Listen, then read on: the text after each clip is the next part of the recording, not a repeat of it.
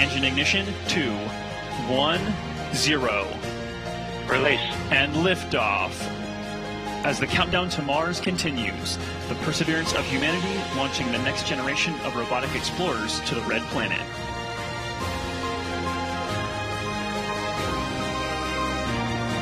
And we have good indication of SRB jettison of all 4 SRBs. We have good indication of payload fairing jettison. And we have successful separation of Mars 2020 with the Perseverance rover.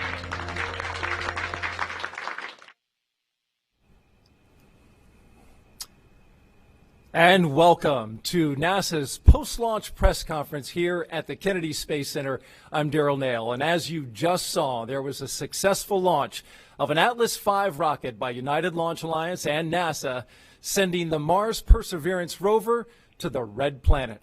We have some special guests here now to talk about the launch, and I want to get to those right now. To my left, we begin with Jim Bridenstine, the NASA administrator.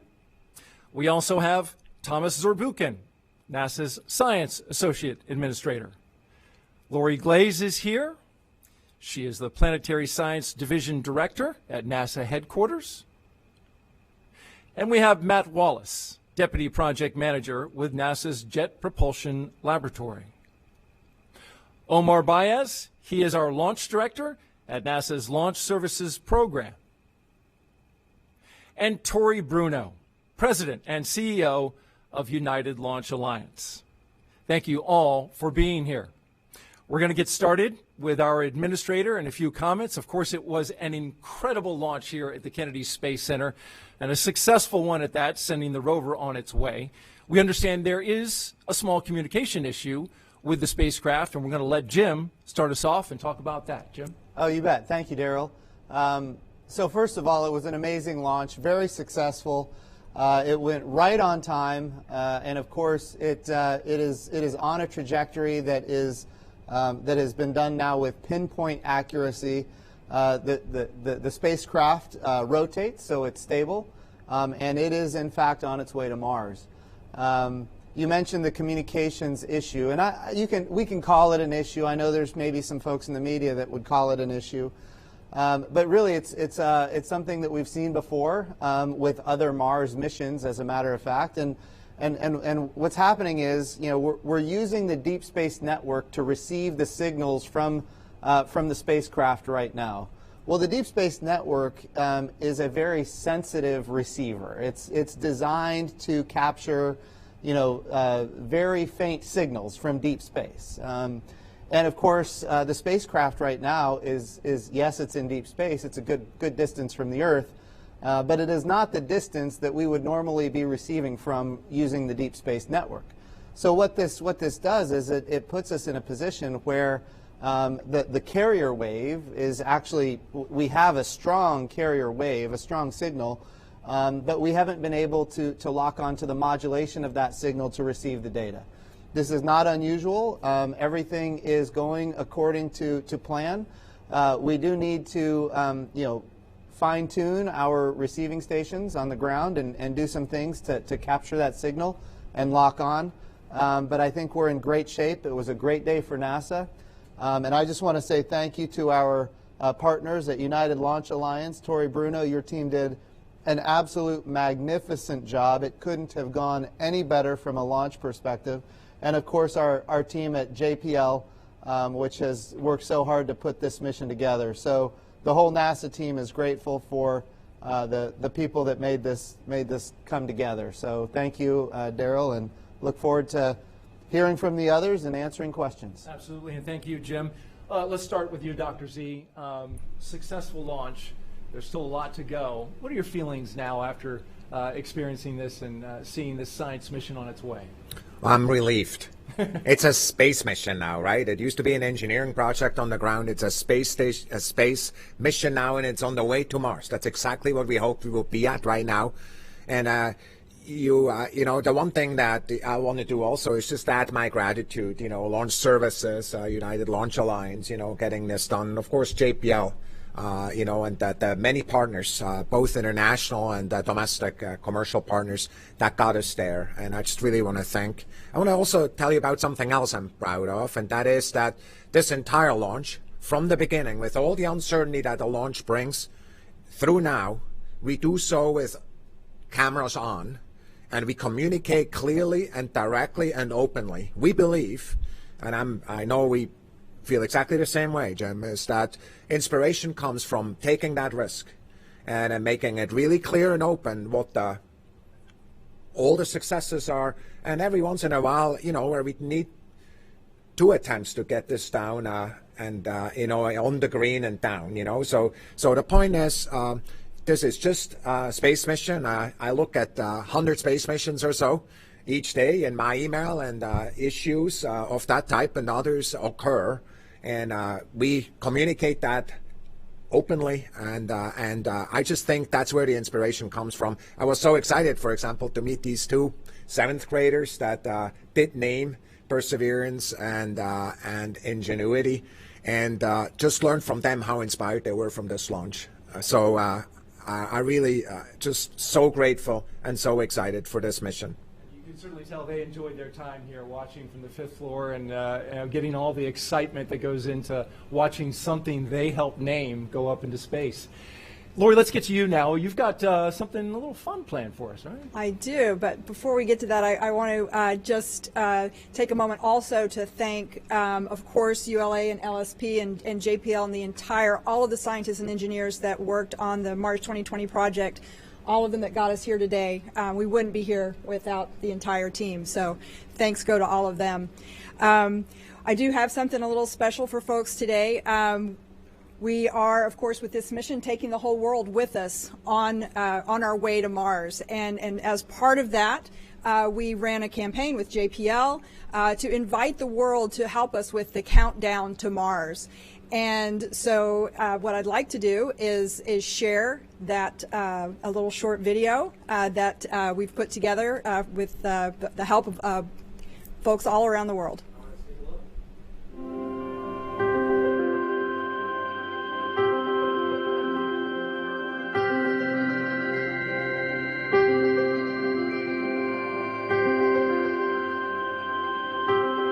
Let's light this candle. 10, 9, 8, 7, 6, 5, 4, 3, 2, 1. 0. And liftoff as the countdown to Mars continues. Blast off. Lift off. Lift off. Lift off. The perseverance of humanity launching the next generation of robotic explorers to the Red Planet.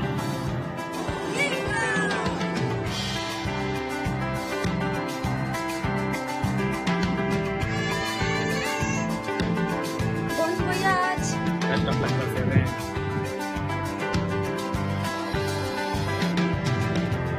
Good luck, Perseverance.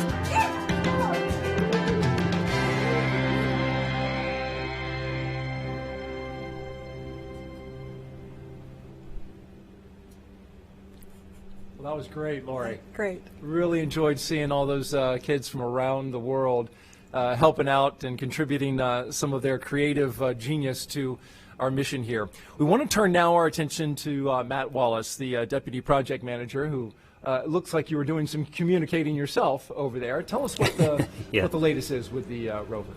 Yeah, I was just getting an update. Let me just start, though, by saying, express my gratitude and the gratitude of the team for the people over here to my right, which have supported this project for 7, 8 years, for a long, long time, especially over the last couple months when we were going through the the very strenuous period dealing with the pandemic. It really took the entire agency to step up and help us, and they didn't hesitate, and they did it, and we really appreciate that. I also want to just say you're going to hear from the ULA and Launch Services team after me, but they gave us a perfect launch this morning, right down the middle. Couldn't have aimed us any better. We look great coming off the Centaur. And they really pushed hard to keep us on this limited planetary launch window in 2020. As most of you know, if you miss this window, you got to wait a couple years, and so it was critically important for us to hit this. And I can't say enough about the professionalism and the support they gave us over the last couple months in particular. And then also, I want to thank the team. You know, the team out there, thousands of people that have really stepped up and made this a special mission. As people have alluded to, Perseverance has become a pretty good name for this mission. So let me talk a little bit about what we've been dealing with just today. As I said, the spacecraft looked great pre-launch. We went into launch mode. We get telemetry via the launch vehicle, telemetry communication all the way through separation of the upper stage. And then we go into a period where we have to wait until we come out of the eclipse of the Earth. Essentially, the Earth is shadowing the sun, and therefore the spacecraft doesn't have a lot of power. And so we don't turn on our high power transmitter, and we wait until we're in a better power situation to do that. So at about 9:15 or so this morning, as expected, the transmitter turned on. The signal strength looked very good at the receive station. There were really no indications of any issues. The navigation signal, the Doppler that we analyzed to make sure we're on the right trajectory, looked very good. The one problem we had is we couldn't, the terminology that we use is we couldn't lock up our telemetry. And so basically what that means is that we have to modulate our telemetry on a subcarrier, and then we have to demodulate that subcarrier, and which sounds pretty technical, but basically it allows us to read the information and the data coming from the spacecraft. Now, it turns out that the Deep Space Network is really designed to talk to spacecraft that are a long, long way away. You know, spacecraft like Voyager, which are tens of billions of miles away. And so they have very sensitive receivers, very big antennas, and to configure them, in fact, to talk to a spacecraft that is this close to the Earth is a little out of the ordinary. And so we know, and we have had issues in the past before. In fact, the last mission I worked on, the Curiosity mission, which launched in 2011, had this issue where we were basically saturating the receiver at the ground station. And so it takes us a little while to essentially figure out how to configure the ground station such that we're able to demodulate that telemetry signal and get the information from the spacecraft. And that's what we've been working through over the last hour and a half or so since the transmitter turned on. I did, just as the administrator was speaking, I did just get a text that we were able to lock up on that telemetry. And so we'll be starting to get some information on spacecraft and spacecraft health very soon. The good news, though, is that you know, all the indications that we have, and we have quite a few, are that the spacecraft's just fine. It's a very stable spacecraft. It's a spinning spacecraft. Our Centaur upper stage, in fact, spins us at about 2.5 revolutions per minute, which means the spacecraft is hard to kind of knock off course. It's like a spinning top. You can't knock it over. And so, so it's very stable. We know it's getting good power. We know, as I said, the transmitter's on. And so it's really just taking a look now at the telemetry, which we've now locked up on, and getting a health status from the team. And so that'll happen shortly. All right. Thank you very much for that Sure. update. That is great news to hear. Let's turn now to Omar Baez, the launch director from NASA's Launch Services Program, getting a lot of accolades. Omar, how did you feel the team performed today? Oh, fantastic. Honored, proud. Those are the kind of words that I can think of right now. Ecstatic, you know. It was a very quiet count for us. About the only excitement was a couple of instruments dropping out with the range, and then at about 20 minutes, Matt came over to us and said, "Hey, we just had a earthquake in Pasadena, and we'll see if we're still okay as far as the control room there and the information they were getting," and they responded back really quick. and I'm pleased to say we hit it right at the beginning of the window. The vehicle performed perfectly.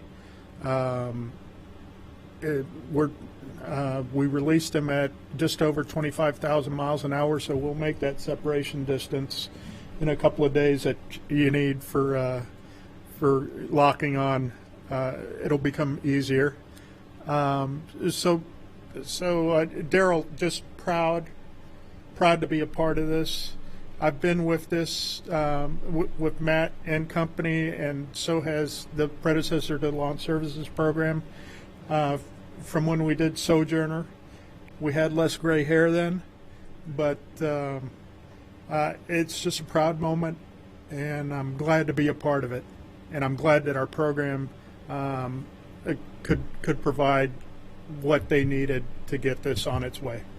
Congratulations again to your team. You certainly had a good partner in this effort, United Launch Alliance, and so now we'll turn to Tori Bruno, the CEO and president of ULA. Tori, you said that this rocket would leap off the pad, and indeed it did. That thing got out of here in a hurry.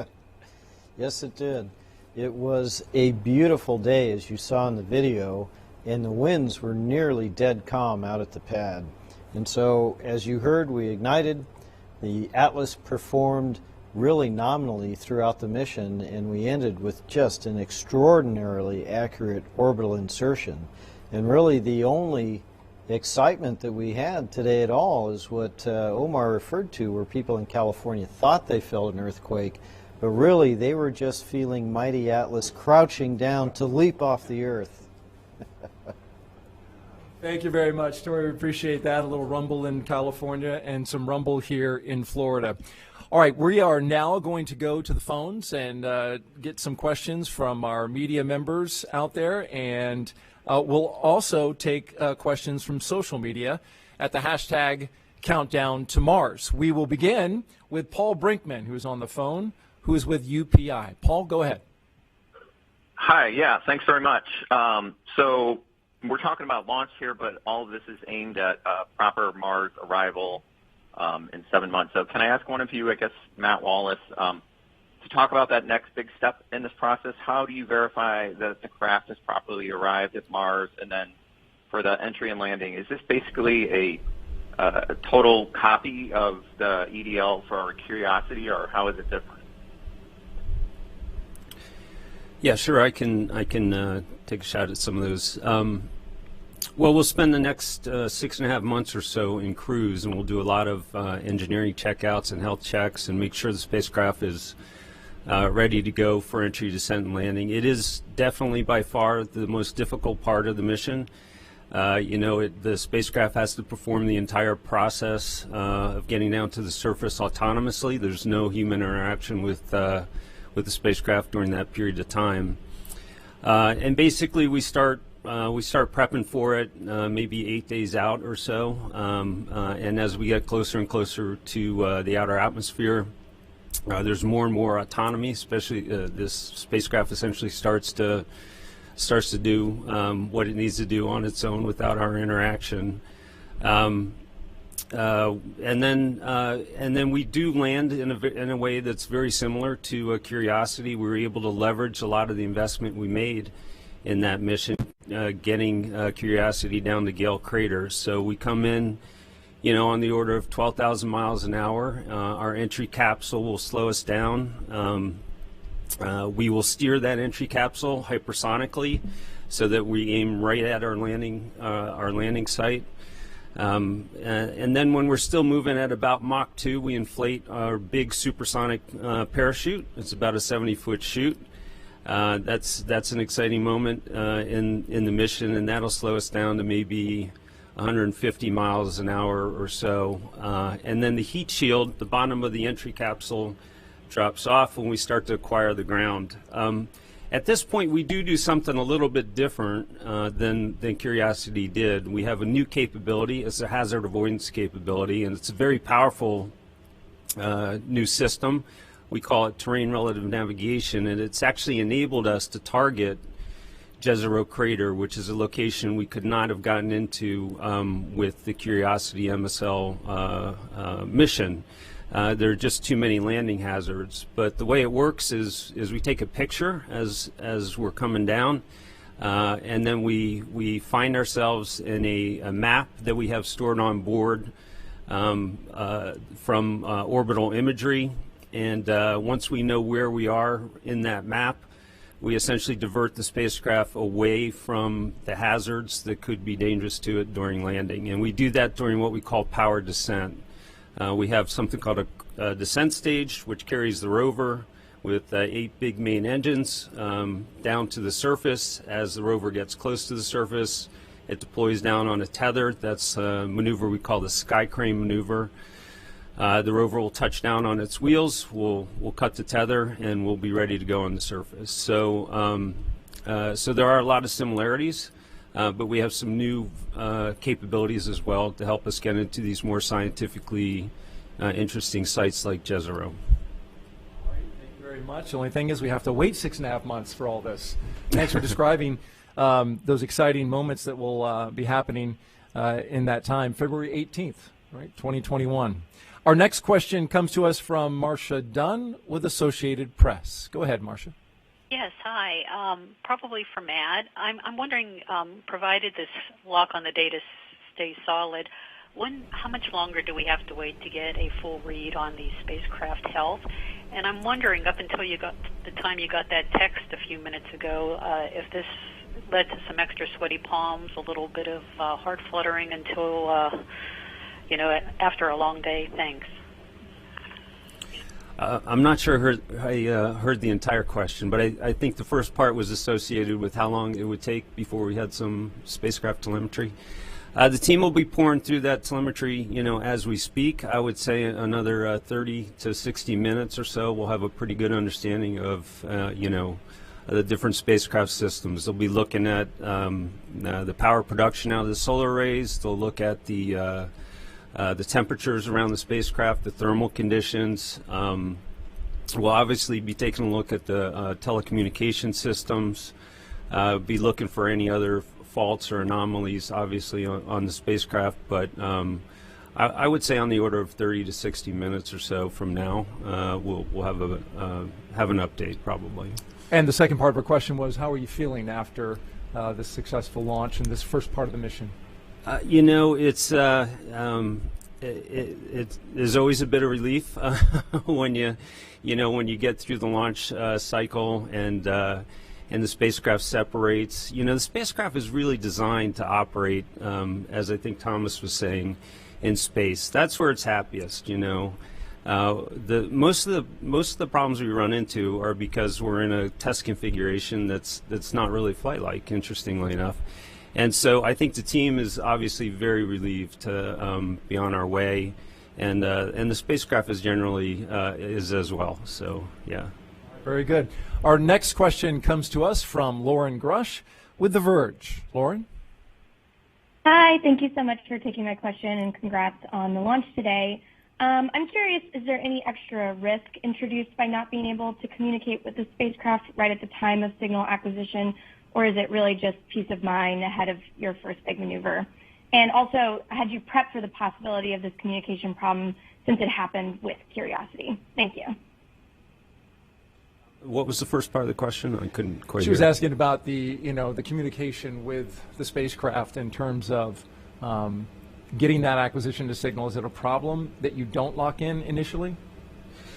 No, well, as I said, the spacecraft is, as I just finished saying, is really designed to be in space. It's a very inherently stable spacecraft. We've got plenty of time to work through the communication issues. There's nothing that we need to do urgently. In fact, we got such a good, insertion from the launch vehicle. We've got plenty of time before we have to make our first trajectory correction maneuver. Nominally, it's about 15 days after launch, but we probably have time well beyond that based on how well we did. So we got plenty of time to get the signal and to start interacting with the spacecraft and doing those sorts of things. All right. Let's turn now to Irene Klotz, who is with Aviation Week. Irene, go ahead. Thanks very much. I may have, I'm not sure if I heard this correctly, but once the spacecraft reaches, is it 25,000 miles that this issue becomes moot, whether or not you're able to do the comms by modulating the signal or not? And that's for Matt. In other words, how far away does Perseverance need to be before it enters the true deep space mode of communication? Yeah, I think it was Tori or maybe Omar that said the spacecraft's moving pretty fast, 25,000 miles an hour when it comes off that upper stage. And so the point that they were making is that we're putting distance between the spacecraft and the Earth pretty quickly, and so that helps a lot with respect to the saturation of the ground station, radios. And so really within hours, the power will drop, and that can help, certainly, yeah. And real quick, Omar, what were the numbers on the release of the spacecraft? It's just over 25,000 miles per hour. Okay, very good. All right, let's turn now to Russell Penns, who is with Pacific Rim Media. Russell, go ahead and ask your question. Good morning. Yeah, that's Russell Pounds, calling from Alaska today. And this is for Administrator Bridenstine.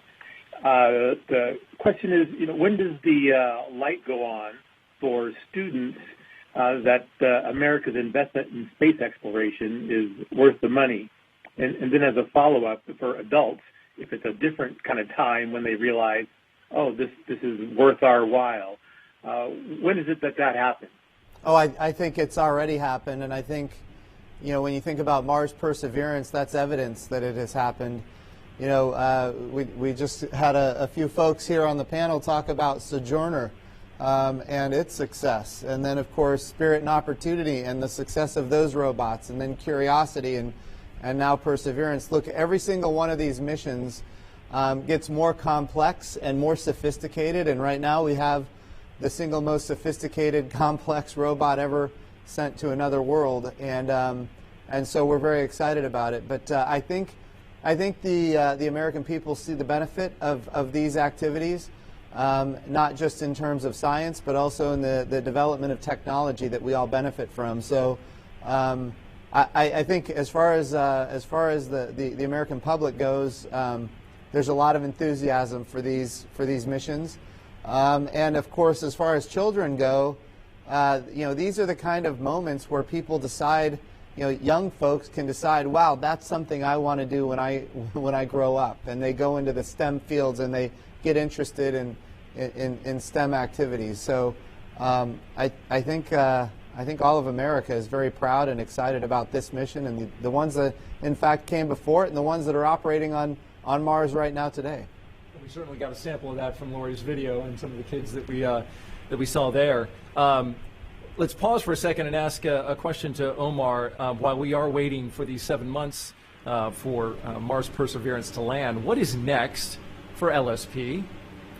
So LSP's next launch is the Microfrylix Sentinel-6 mission out of Vandenberg, and that's in November. But we do have a very full manifest of other missions that are in queue. So yeah, next up in the lineup for launch, Sentinel-6, and quite a few other missions to fly out in a year later. Good to hear the manifest is full over there. For Tori, ULA has launched 4 previous missions to Mars on an Atlas V. Was there anything different that you did with this configuration that was different than the others? Yeah, there was. So there were probably 2 important things that were different. The first was that the planetary protection requirements in terms of cleanliness and biological contamination were updated for this mission, making this probably the cleanest spacecraft that has ever gone to space. That was a significant challenge.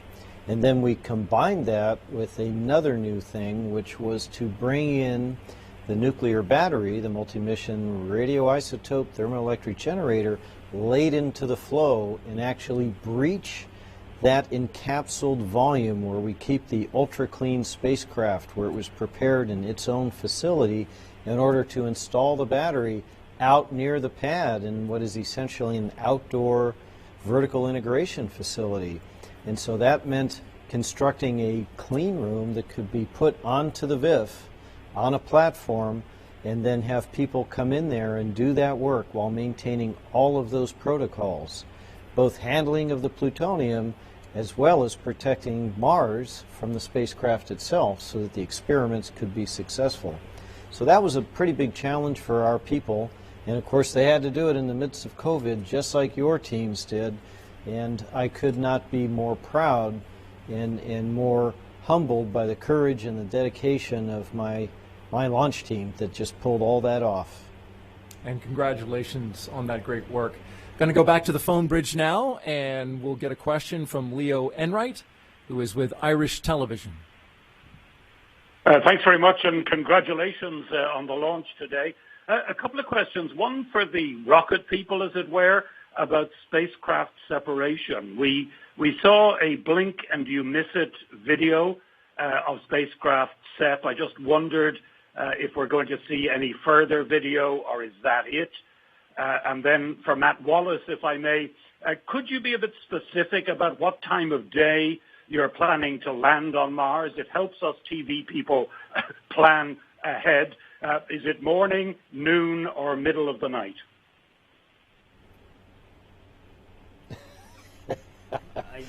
Well, as far as the landing goes, I'll have to get you the specific information, make sure I don't give you the wrong time. And I'll let Omar and Tori answer the other question. I can go. Yeah, so we have a little bit more video than that. I mean, we can certainly make it available, but what you saw is what you saw. It came off very, very clean, 2.5 RPM, and it just gets further and further away until it disappears. But what I will commit to do for you, as I always do for every mission, I will publish the bullseye chart, as we call it, that shows you all of the significant orbital parameters relative to the error that we were allowed that would have been within the spacecraft's capability to correct its trajectory. It's going to be pretty close to plus or minus perfect, and I will tweet that probably in the next day or two once we get it all processed. Forward to that report card. The video of it separating is one thing, but the video, we're going to get kind of new imagery that we've never been able to get before on the entry, descent, and landing. Can you talk about that? This mission has more cameras on it than any mission we've ever sent before, and I think the images and the video that we're going to get back from the Perseverance rover during that entry, descent, and landing, and then once it's on the surface as well, is just going to be absolutely stunning. We'll be able to capture what it looks like coming down. I believe there's cameras looking up to get the parachute. We've got, it is extremely well equipped, and I think it's, again, going to be something that we can feel like we're actually there riding along with Perseverance on the way down. We're going to see images of the sky crane. We are, yeah. And in fact, what the administrator is referring to is we took some ruggedized commercial cameras, the type of kind of sport cameras you might see in extreme sport enthusiasts and that type of thing, and we basically distributed them around the spacecraft, and so we will in fact be able to see that big 70-foot supersonic parachute inflate in a tenth of a second, and we'll be able to see those big main engines fire on the descent stage, and the rover drop down on its tether. We'll be able to see the rover touch down and the descent stage fly away. And I do want to say that one of the reasons, one of the things that inspired us to add these cameras were the terrific imagery that we see coming off the launch vehicle. It was time to have the opportunity to see a spacecraft land on another planet for the first time. It was time to do that, and we were pleased to be able to get them on the spacecraft. I've seen video from a rocket landing on Earth, and now to see this video landing on another planet, it just something I'm really looking forward to. And of course, stay tuned to NASA's social media accounts. You will likely see it there pretty quickly. We're going to go now to Lori to tell us about the Mars helicopter Ingenuity. All right. So this is going to be a fantastic experiment. I think we're really, really looking forward to this. I'm not sure that people really can sometimes grasp just how difficult it is to fly And this is going to be, of course, our first ever demonstration of powered flight on another planet. But if you think what's required to fly, to get lift from a wing, you need air to do that, of course. And the atmosphere on Mars is about 1% of the density of Earth's atmosphere. And so without that air, getting lift and being able to actually fly is something that's extremely challenging. But the engineers out at JPL demonstrated that they could actually get that lift and fly a helicopter in that very, very low density type of atmosphere. And so we are really, really excited to do this and demonstrate that capability. I think going forward for scientific purposes and also in preparation for human exploration, I think these types of aerial robotic capabilities are really going to add to the type of science we can do. We'll be able to use such a helicopter to do things like do some pre-surveillance, do some reconnaissance of various areas that we want to decide, do we really want to drive over or go over and look over there. Send them into areas that perhaps are of such scientific specialty that we don't really want, we really want to make sure we don't contaminate them in any way. So we're going to send something over there to do a special experiment and bring it back so we don't have to take everything over. I think these are really going to expand and change the way we think about doing exploration on other planetary surfaces. So really, really looking forward to this. Very excited to see that as well, Lori. Okay, let's go back to the media phone bridge now and take a question from Joey Roulette with Reuters. Joey? Hey, thanks for doing this. I was just wondering, what is the total distance Perseverance will travel in the next 7 months, and how patient will the team at JPL have to be during that time? And I also just wanted to follow up on Marsha's question earlier to Matt. What were the feelings in the room when the teams were working through that comms issue after a long launch day? Were there sweaty palms or any nerves? Thanks. Dr. Z, why don't you take the trip to Mars? How long is it? The distance? 6.5 months. What's that? He wanted it in miles. Length of time, the miles? Yeah. Oh, did he ask the distance? I believe. Oh, yeah, the distance. Distance traversed. 100 million miles, Yeah. to travel from here to Mars, and the team will. They still got plenty of preparation to do for entry, descent, and landing, and surface operations. So they'll be busy during that period of time for sure. I do want to talk about the second question. It's like, how was it when the team addressed this issue? I just want to tell you, like it always is. This is, you want to be a rocket scientist, this is what you do. It's like, we're not just scoring hole-in-ones every time. And what we do is we let the people work. We had Matt talking to us, and we let him work, and we listened what he had to say. We did not add data. We listened what he had to say. We communicated it like we always do. It's like we always do it. It's just, I mean, you have to have a little bit of nerves if you're in that business. But the point is, that's why we love it so much. It's because we solve problems together as teams. Right now, I know, I do not see them right now, but I feel them. Right now, there are these amazing JPLers sitting there in Pasadena. There's some people right here solving this problem right now. Before I go to bed, I will know what it is in detail. I'll take any bet with anybody who wants that right now. Why do I do that? Because I observe it every time. And, whether that's with JPL, whether that's with Goddard, whether that's with Lockheed Martin, this is the commitment that it takes. And so for me, it was exactly like it always is. It's just an issue. It's rocket science. Excellent. No takers on that bet here. Let's go back to the phone. And Mary Liz Bender from Inverse, you have a question? Yes, thank you so much. Wow, that was such a beautiful launch today. Congratulations. I am really excited about all of the new functionality on this rover. I've been talking to the JPL engineers all week about how we keep stepping up the rover status, and now I know we're working toward getting to a place where we can have huge rovers that can assist humans in our exploration of Mars. So I'm just curious, what are kind of the steps that take us from here to there? I'm sure we don't know everything, but what do you kind of see as maybe the next set of missions, and how might they improve on this one? I can take that one. So I think the next step that's going to move us along towards human exploration that we'd like to see at some point in the decades to come here, is the Mars sample return mission. This is the very next mission to Mars that'll follow on after Perseverance, and it's actually the next step in trying to go back to Mars and collect the samples that Perseverance is going to store on the surface for us. And that Mars sample return mission is actually going to demonstrate even more capabilities that we're going to need in order to explore with humans at Mars.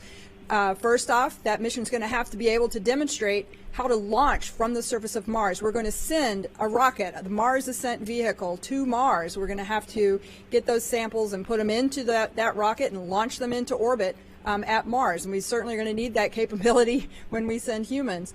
We're also going to demonstrate with that mission the ability to rendezvous in space around another planet.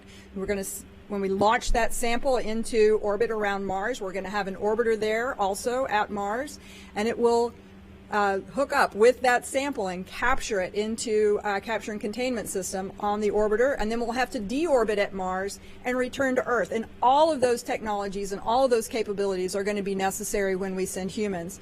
So I think we just, with each mission, with each robotic mission, we demonstrate those next capabilities that we're going to need, and build the bridge that we're going to need to get to human exploration.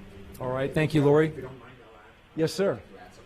And that is that you know, there's three more things that are really important. The first one is that actually, roughly in the same time frame, we're trying to design an ice mapper, one that is really focused on actually finding water resources, because also that we want to have available for humans when we're going. It's part of our budget that's under consideration on the Hill. I think the second thing I want to say for the science community, this is a really interesting decadal that just started, because this decadal has a lot more opportunity focused on the collaboration with human exploration than in the past. And the third piece is, increasingly, as we go to the moon with astronauts, we learn back all these things that in the past perhaps we knew, but in entirely new ways with commercial partner, with international partners. We're also going to learn how to build these capabilities that actually bring, you know, humans to Mars in the late 30s. So for us, that's really, you know, these three things in parallel, over and above the Mars sample return, are just, you know, really opening up the spectrum on Mars exploration to a level which no other decade really has in the past. All right, thank you, Dr. Z. We have some questions on social media that we're going to get to in just a second, but first let's get a question in from Eric Berger with Ars Technica. Eric? Hi, congratulations, everyone.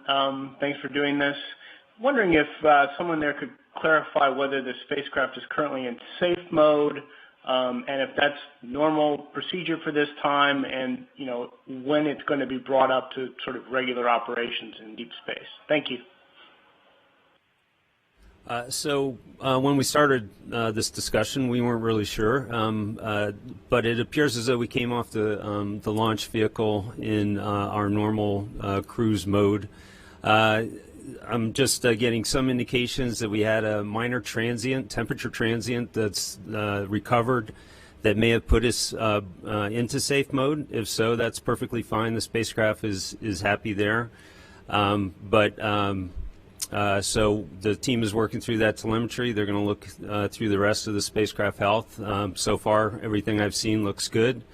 And so we'll know more in a little bit. And now to social media. James on Twitter asks, when is the landing date on Mars? We know that to be February 18th, 2021. I think at 3:30 Eastern. Is that something roughly like that? Stay tuned on that one. And then when is Ingenuity's first flight, Lori? Question. Matt's going to have to give me some help here, but I believe it's about 30 to 60 days after we land. We're hoping to get it done somewhere in that time frame, maybe 50 to 90 sols. Each day on Mars is called a sol, and so within the first 50 to 90 Mars days or so, we hope to start flying the helicopter. Very good. Vizag on Twitter asks, how significant will it be to us humans if we find signatures of ancient life or maybe present life on Mars? Dr. Z? Those are the kind of questions that, frankly, keep me up at night in excitement, not in worries like some other nights, like the last one, because if you look at history,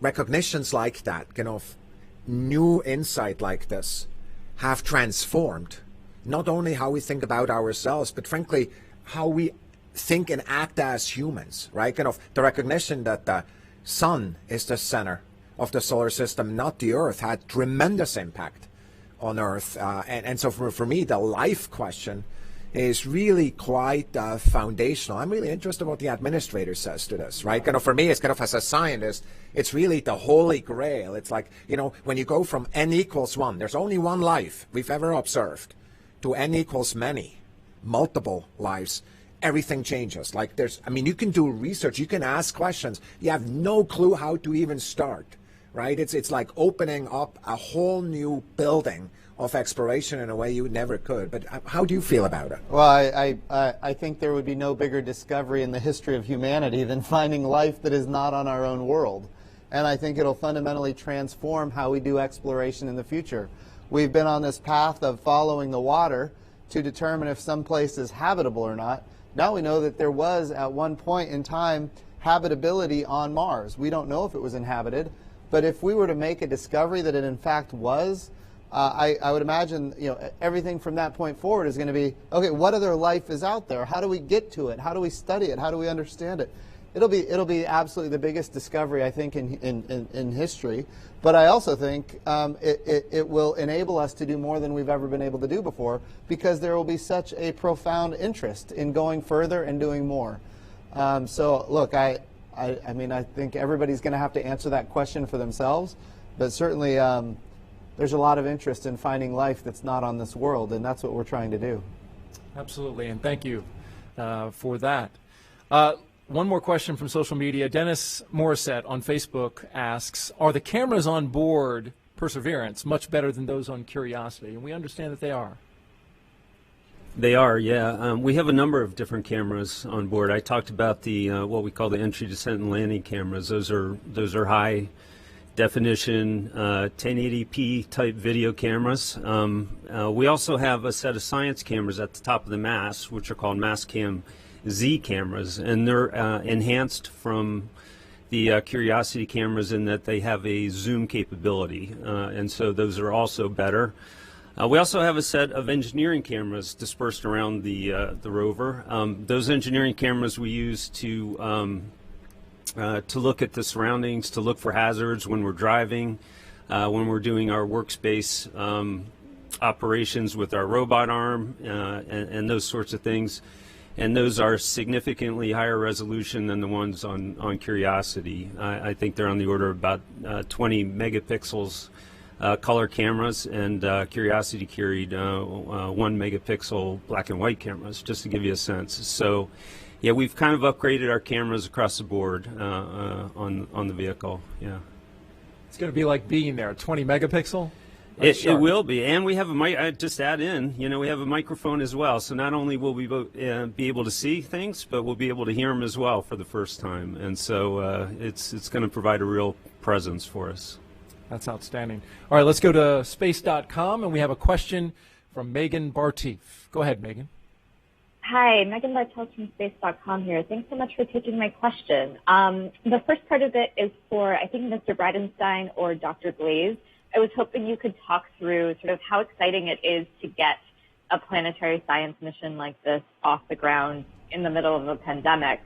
And then for Mr. Wallace, if you could talk a bit about what the next 7 months look like for the team and any way that that has been shaped or affected by the pandemic as well. Thanks so much.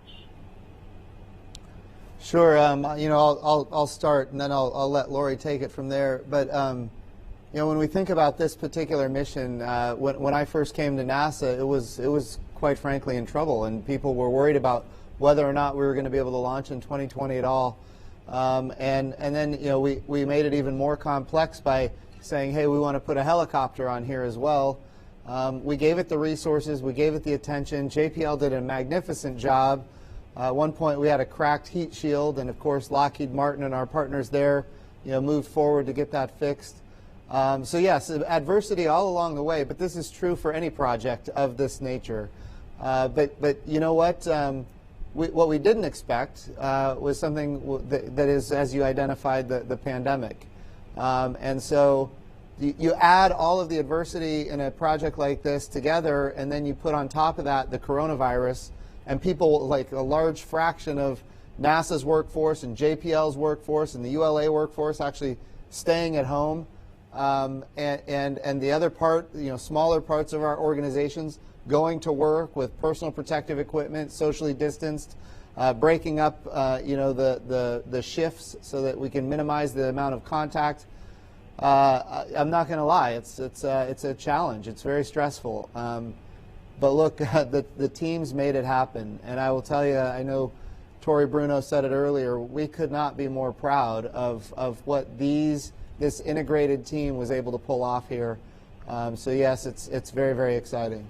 Lori?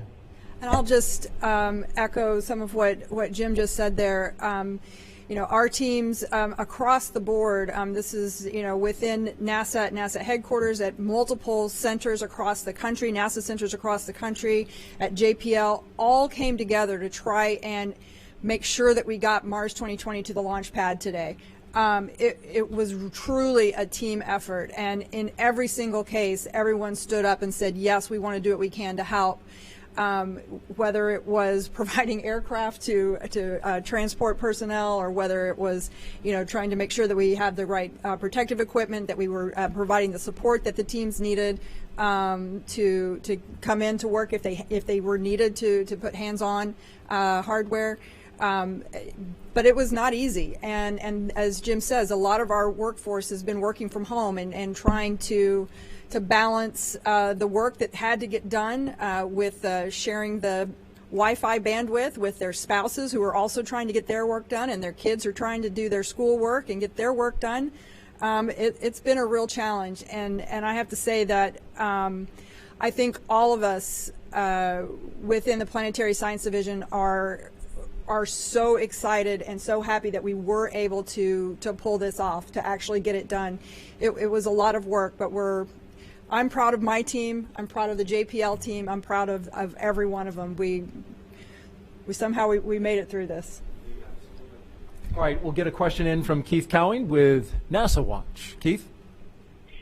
Thanks for giving us this opportunity today. Right now, the nation's in the midst of a pandemic nightmare, and it's not going to end anytime soon. It's going to be a dark, scary winter with 328 million Americans going to be, staring at their computers and their TVs, as will billions of people around the world.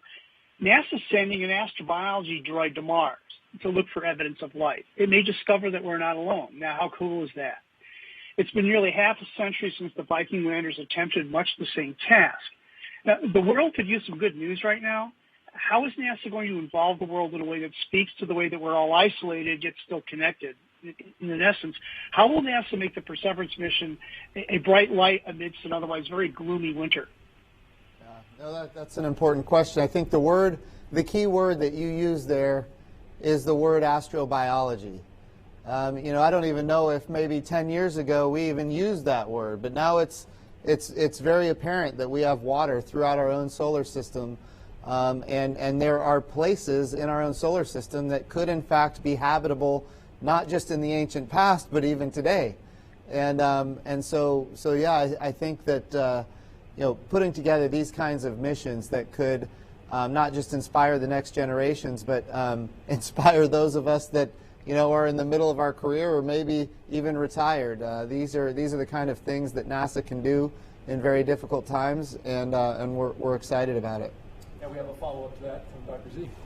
I really appreciate that question, Keith. And you talked about this as a bright light. I believe that so much, and I think from the beginning, the administrator and I talked about it just that in those words, pretty much. And it's great to hear it from you also. You talked about how we're communicating with so many people, and I think the one thing we share here, and I know I speak for my friends on this panel, is that we really want to aspire to open up the communication in a more broad fashion to more people, to talk about the excitement of STEM research, the excitement of space research, the opportunities that come from that. It's exciting, and it's also good for the world. And so for us, the way we're doing that, of course, is as we innovate new missions, we try to innovate new communications. And I just want to tell you, one of the things that made me very proud today is the communication efforts that were set up during the entire week. This team at headquarters, led by Jim and his core group, Paul, one of your people there, I think did just an amazing job really telling the story more broadly. Really, yes, it's a launch, but it's the bright light we're talking about. Yes, it's a mission, but we're talking about transformative science and transformative exploration that goes beyond robotic exploration. And we think of this as a constant challenge, just like the missions need to be reinvented as we go, because we want to do new things. We also need to reinvent communication. I think the social media efforts that NASA has are second to none, but we should not sit still. We always want to go beyond that. We want to go to schools that have not heard that, because in that schoolroom, perhaps in a place where none of us has ever been, is that kid whose life are changing because she sees for the first time that she too could be part of this amazing thing, or something that's exciting to her, which is just as big. So I really appreciate the question, Keith. Yes, it's exciting what we're doing here, but the communication and how we talk about it is also really relevant. And I think we understand that, and we also recognize that we need to, as we go forward, learn and evolve. That was well communicated as well. Thank you, Dr. Z. The toughest question, we're going to slip one more in. We only have a few minutes left. Probably is the toughest. We'll let Jim decide, because it's going to you. Facebook, Eva asks, when do you project astronauts will arrive on Mars? Well, I think it could definitely be technologically, it could be the mid-2030s. The risk here is not the technology and not the amazing teams that we have at NASA and with our commercial partners and international partners. The challenge is and always has been political. To do these kinds of missions requires budgets. I will tell you this, the President's budget request right now that is being considered by the House and the Senate is the highest budget that NASA has ever had in nominal dollars. The current budget that we have is the highest budget that we've ever had in nominal dollars, and next year it's going up even higher. And that's with bipartisan support in the House and the Senate. We have gotten the budget that we have. And of course, next year we want to get even more. And we need more because we need to go to the moon sustainably to prove that we can live and work on another world for long periods of time. And we go to the moon because it's always a 3-day journey home.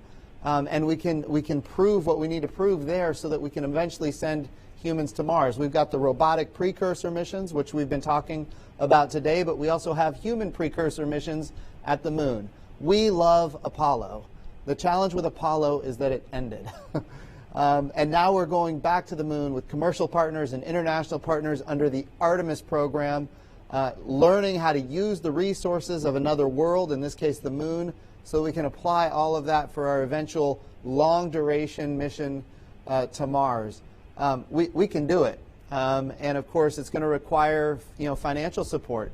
The House and the Senate are considering the budget right now. And I would just extend a request that when they think about these things for the budget request, think about what happened today. Think about what's going to happen in February when we land on Mars again, this time with an astrobiology mission and a helicopter and an ability to convert carbon dioxide into oxygen. Think about what we just did with launching American astronauts on American rockets for the first time since 9 years ago, 2011, the retirement of the space shuttles. Look, we can do these things. They require resources. They require the American public to believe in what we're doing. And of course, it requires mission success. And I will tell you, this team has proven that they can successfully accomplish these missions. If we were to receive the budgets, I'm very confident that we could get there by the mid-2030s. All right, and we will close on that note. We appreciate all of you being here. Our special guests today, we know you woke up early, so thanks for sticking around and participating in this post-launch news conference. And thank you to all of our social media participants as well as members of the media.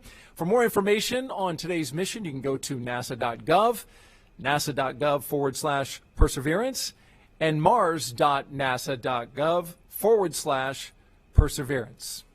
Thank you for joining us, everyone. Have a great day, and remember, keep looking up.